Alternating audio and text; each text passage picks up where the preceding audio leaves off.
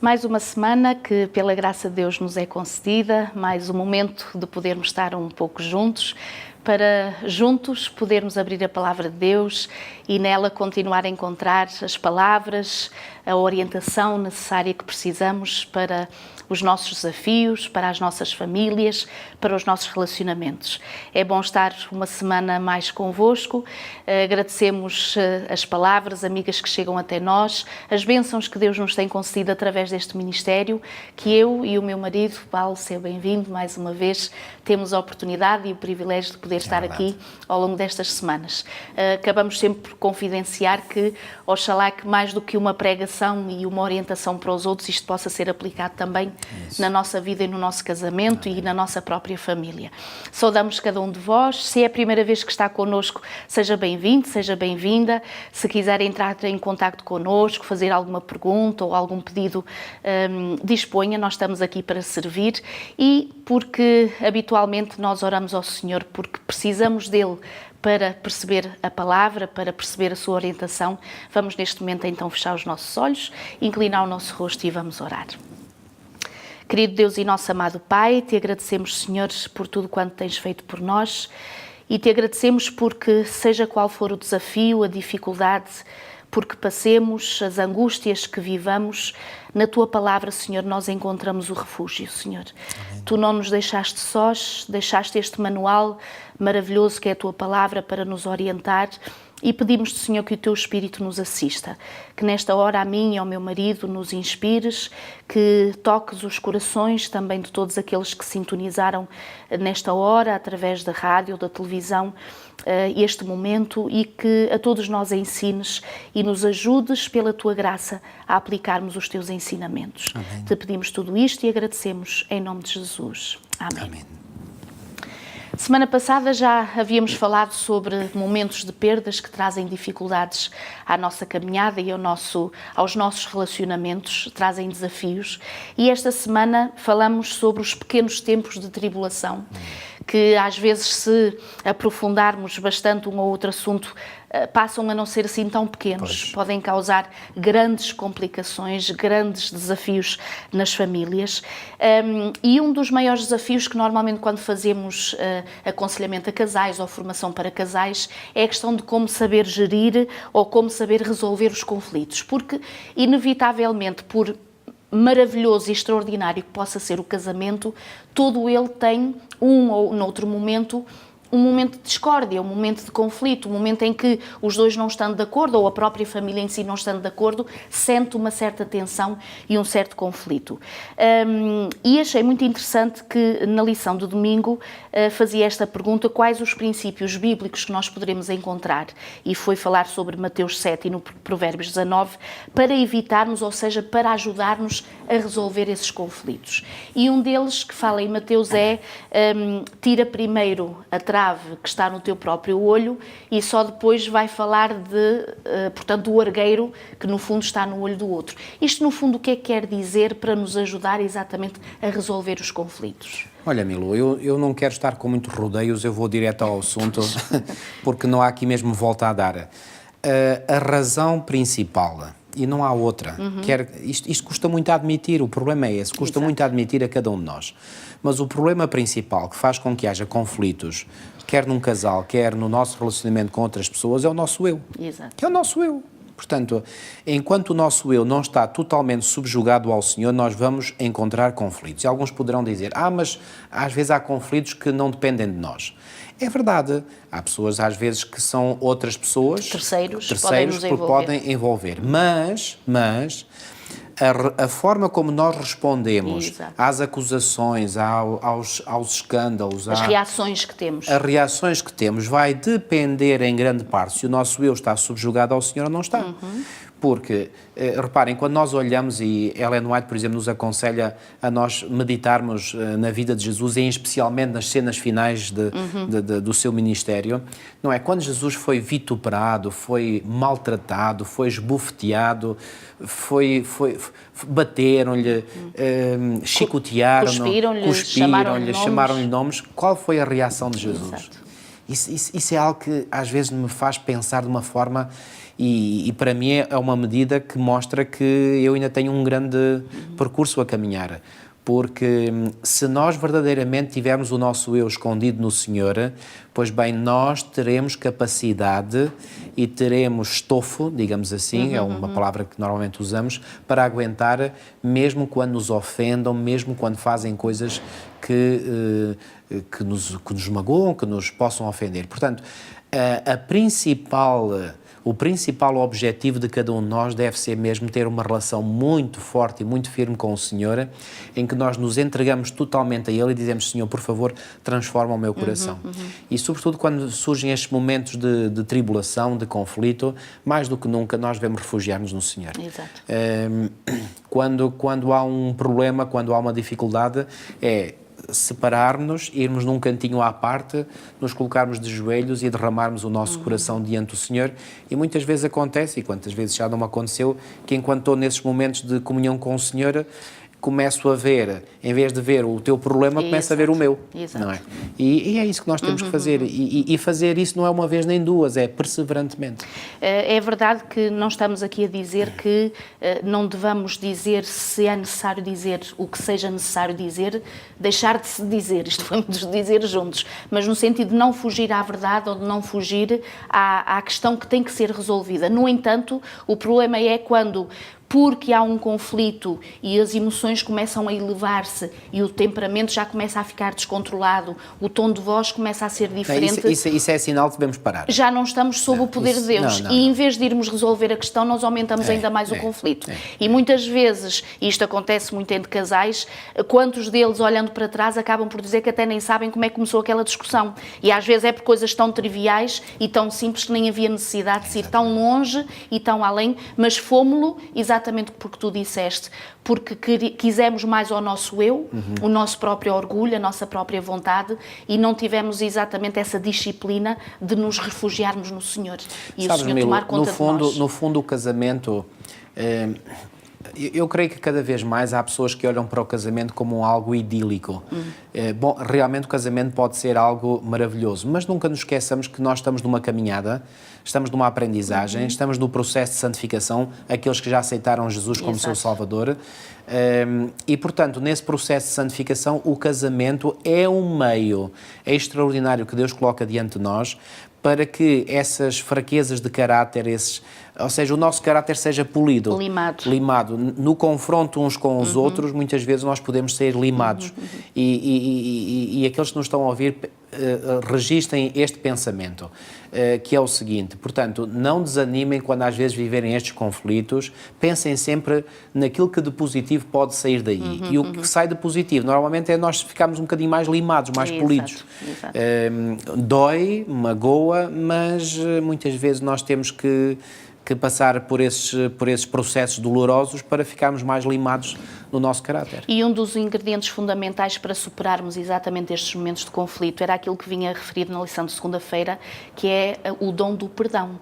Ou seja, qualquer relacionamento que sobreviva, que cresça, que amadureça, não pode passar sem este ingrediente fundamental que é um dom de Deus, que é a questão do perdão. E nós não podemos esquecer que isso está intimamente ligado com a nossa própria salvação. Exatamente. Ou seja, isto é algo muito solene, porque a palavra de Deus é muito clara. Eu lembro, por exemplo, daquela parábola que Jesus contou do credor incompassível, do indivíduo que devia uma enorme quantidade de dinheiro ao seu senhor, ele foi lá e pediu clemência, pediu misericórdia. Esse senhor a quem ele devia condoeu-se dele, perdoou, mas quando ele sai para fora... Não faz o mesmo. Não faz o mesmo a um seu conservo. E quase que o esgana e diz-te: paga o que me deves. E era uma diferença medonha, não é?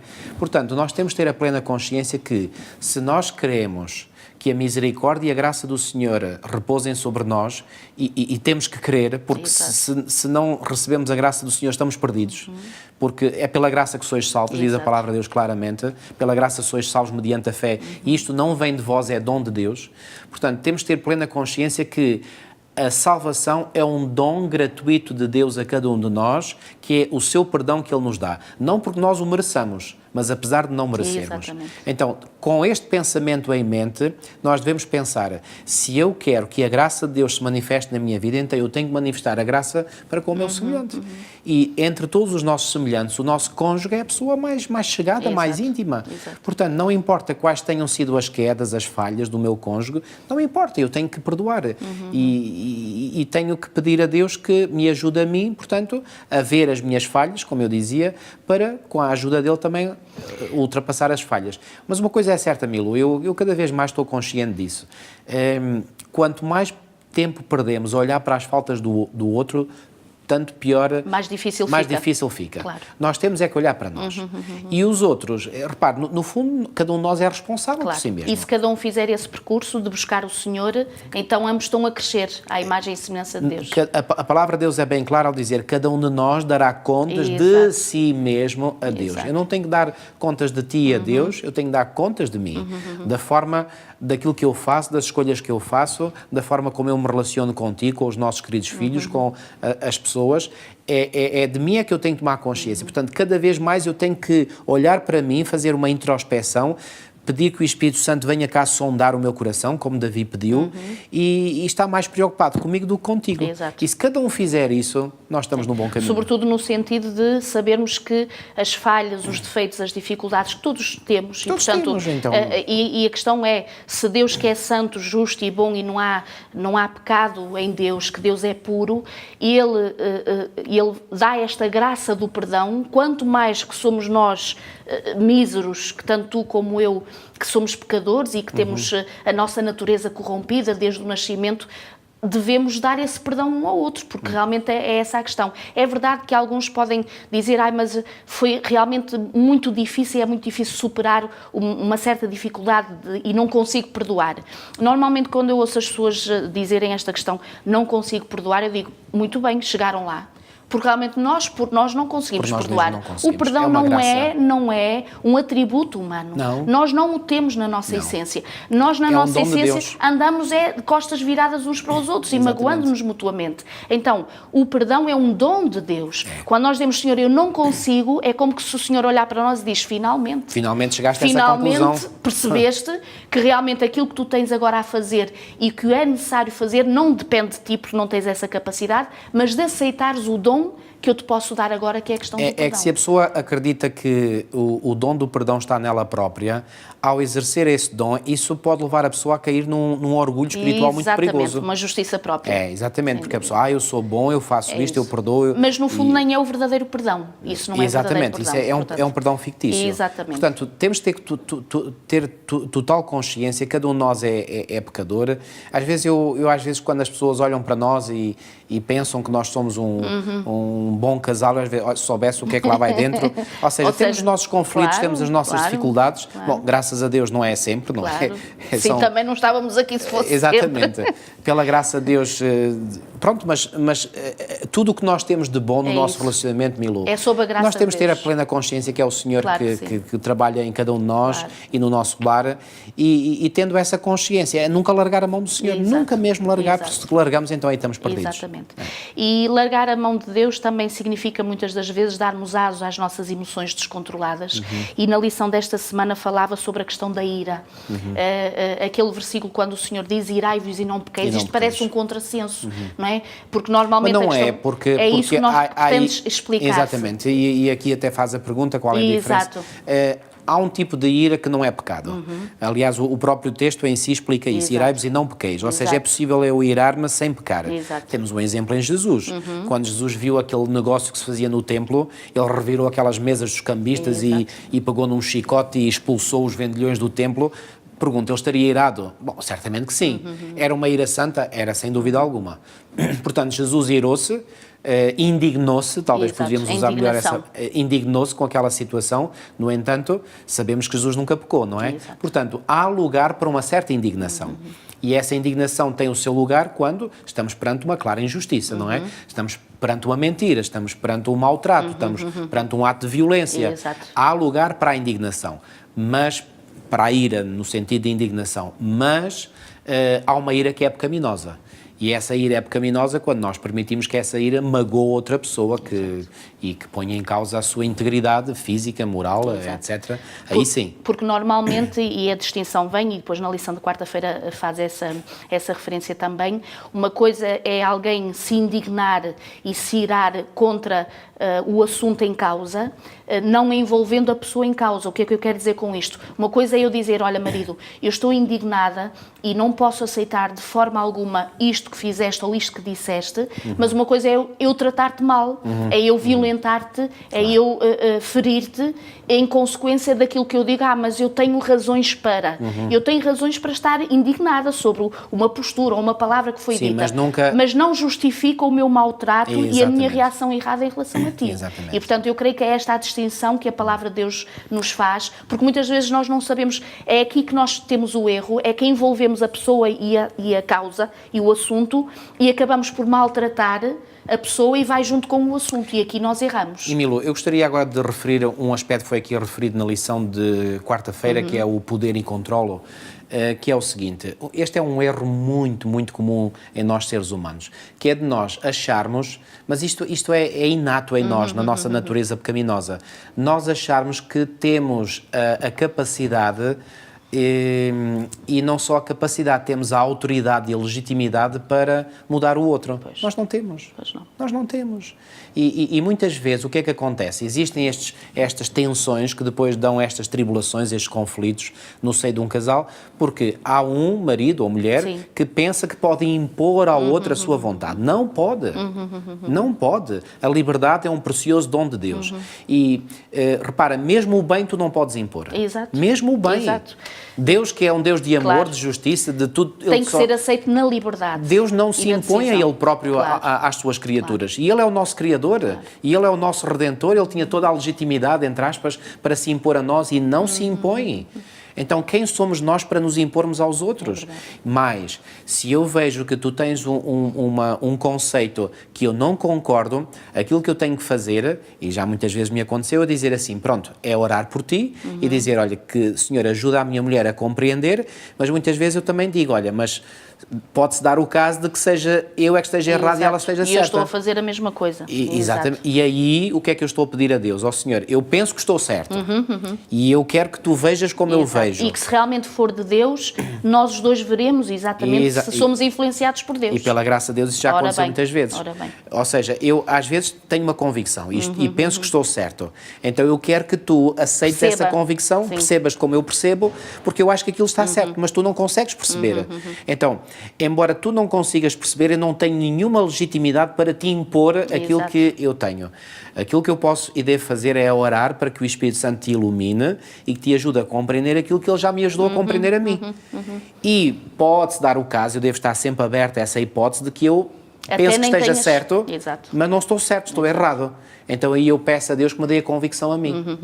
E, portanto, abro-me ao Espírito de Deus para dizer, Senhor, mas se eu estou errado, que me mostres a mim.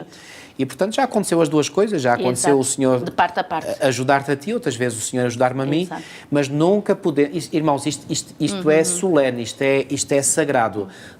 Nenhum de nós tem o direito de impor, nem que seja ao bem, a qualquer pessoa. Exato. E se calhar ia também buscar esta vertente do ensinamento aos nossos filhos também, porque também passa por aí. Não podemos impor muitas também. vezes em nome de uma verdade, que não deixa de ser verdade, mas a forma como nós a estamos a inculcar aos nossos filhos, ou ao nosso cônjuge, ou a quem que nós achamos... Pode estar a gerar neles um espírito de revolta. Exatamente. Em vez de aceitarem exatamente... E eles aparentemente parece que estão a aceitar porque são ainda menores e têm que estar em nossa sujeição. Só quando eles crescerem e quando eles sentirem que têm a sua liberdade, eles vão dizer, acabou. Tudo isso. Eu não aceito mais esta imposição do meu pai, da minha mãe, eu agora sou livre, vou fazer o que eu quero. Normalmente faz o oposto daquilo que nós queríamos. E nós sabemos que estes momentos de ira, que não sejam de um pai ou de uma mãe, que nem sempre, por exemplo, e pode-nos acontecer num dia que estamos mais cansados ou que tivemos algum problema ou que houve uma dificuldade e não soubemos gerir as nossas emoções e os nossos filhos acabam por receber uma frase um bocadinho mais aguda, mais agreste, ou uma abordagem entre marido e esposa um bocadinho mais triste, com certeza que isto, em vez de ajudar a criança ou o cônjuge a poder estar mais íntimo e criar essa empatia, acaba por afastar. E Milu, uma coisa, nós nunca deveríamos educar os nossos filhos com espírito de ira. Exato. Deve ser sempre num espírito calmo. É sempre... Mesma disciplina. Exatamente. Nós devemos mostrar que os amamos, Exato. não só através das palavras que nós dizemos, mas através dos atos que temos para com eles, que eles sintam que nós os amamos verdadeiramente e quando se trata de orientá-los, discipliná-los, mostrar porque é que nós não queremos que eles façam determinada coisa e para que eles possam compreender, porque a criança, se nós explicarmos, eles entendem. Eles entendem. Mostrar, olha, o papá, a mamã não gostam disto, por isto, assim, assim, assim. Explicar o porquê. Explicar. E a criança, ela entende. Exato. Pode não dar a entender que entende, mas a seu tempo o Espírito de Deus vai ajudar a entender. Exato. Quantas vezes não vi que, às vezes eu disse palavras aos nossos filhos que parece que entraram num ouvido e saíram no outro e mais tarde reconheci por coisas que eles disseram que aquilo afinal tinha lá ficado registado. Exato. Portanto, nunca a ira deve ser o... claro que às vezes já me irei e pedi perdão a Deus por isso e que Deus nos ajude a mim, à minha mulher e a todos os casais a podermos orientar sempre os nossos filhos sem qualquer ira no coração. Exato. Eu gostaria de terminar, Milu, com uma citação que vem aqui na lição de sexta-feira, que diz assim: o lar deve ser o centro do amor mais puro e da mais elevada afeição. Paz, harmonia, afeição e felicidade devem ser perseverantemente acariciadas cada dia. Perseverantemente. Esta é a palavra-chave aqui. Isto exige resiliência, paciência, investimento. Não é uma vez por todas, está feito. Exato. Não, é diariamente. Assim como nós precisamos de comer diariamente, Exato. assim como nós precisamos diariamente de preparar a mesa, de lavar a louça, isto é algo contínuo. Perseverantemente acariciadas cada dia, até que essas preciosas virtudes habitem no coração dos que compõem a família. A planta do amor deve ser cuidadosamente alimentada, caso contrário morrerá. Todo o bom princípio deve ser acariciado se queremos que ele floresça na alma. O que Satanás planta no coração, o que é que ele planta no coração? Olha, más suspeitas, quando nós começamos a suspeitar um do outro, isso é terrível, inveja, ciúmes, maldicência, impaciência, preconceito, egoísmo e cobiça deve ser desarraigado. E como é que pode ser desarraigado? Unicamente pelo poder do Senhor. Se permitir que essas más qualidades permaneçam na alma, produzirão frutos pelos quais muitos serão corrompidos. Quantos cultivam as venenosas plantas que matam os preciosos frutos do amor e debilitam a alma. Isto é uma frase muito triste. Dúvida. Quantos cultivam estas plantas venenosas. E, portanto, que o Senhor nos ajude. Nenhum de nós pode dizer eu estou livre de pecado, nenhum de nós pode dizer ainda eu já estou completamente purificado do pecado, já estou totalmente santificado, que ninguém se atreva a dizer isso, porque a partir do momento em que alguém diz isso é a prova de si que não está, e que nós em humildade recorramos ao Senhor e digamos sempre: Senhor, ajuda-me a ser um melhor pai, um melhor marido, um melhor pastor, neste caso, e que Deus nos ajude, porque sem Ele nada podemos fazer. É verdade que toda e qualquer coisa, como acabamos por perceber, tem a sua resolução no poder de Deus. E o que o Senhor Jesus nos diz é: daquilo que de vós dependa, vivei em paz. Porque é verdade que muitas vezes até as pequenas tribulações, os conflitos, podem nem sempre depender de nós e nós até querermos buscar a paz e isso nem sempre ser possível. Mas o que o Senhor nos pede hoje é para analisarmos cada um de nós a nível individual. O que é que eu posso fazer como esposa, como marido, filhos, pais, elementos da mesma família para resolver exatamente esse conflito? E o resto, esperar no Senhor. Porque Deus é que tem essa força e esse poder que Ele almeja dar-nos do perdão, da reconciliação, e que bom é, e todos nós já vivemos isso, quando nos reconciliamos uns com os outros. Que peso, que fardo que sai das nossas costas. Vivam isso, queridos. É uma bênção de Deus. Não vale a pena nós nos agarrarmos às nossas verdades, ao nosso orgulho, e quando olharmos à volta estamos sozinhos. O Senhor nos fez para estarmos juntos uns com os outros e sentimos falta uns dos outros. Então vivamos no poder de Deus uns com os outros. Que o Senhor vos abençoe, uma semana abençoada e até ao próximo programa.